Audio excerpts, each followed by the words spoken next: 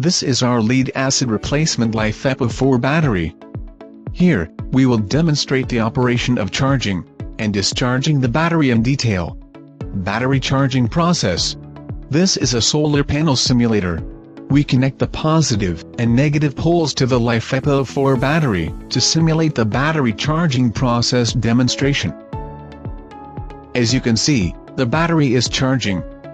This represents the battery voltage, the middle is the charging current, and the third is the indoor temperature display. The charge operating temperature is between 0 and 55. Battery discharging process.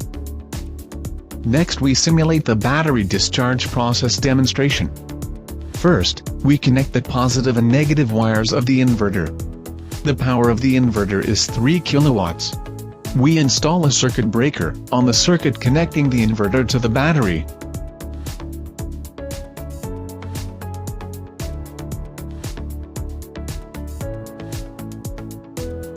Now we connect two 12.8V batteries in series. We connect the negative pole of the inverter to the negative pole of the battery, and connect the positive pole of the inverter to the positive pole of the battery. This machine is equivalent to a household load. We connect the positive and negative wires to the positive and negative terminals of the machine. Connect the other end of the wires to the positive and negative poles of the inverter. Then we turn off the circuit breaker switch and turn on the inverter. Here we turn to 14, adjust the running mode to lead-acid replacement battery mode.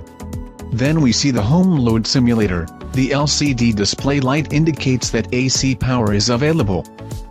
As the power of the inverter is 3 kilowatt, let's try it. Turn on the first switch and the load power is 2157.5 watt. Turn on the second switch and the load power is over 2500 watt. The value exceeds the maximum output power of the battery. The electrical power will be cut off.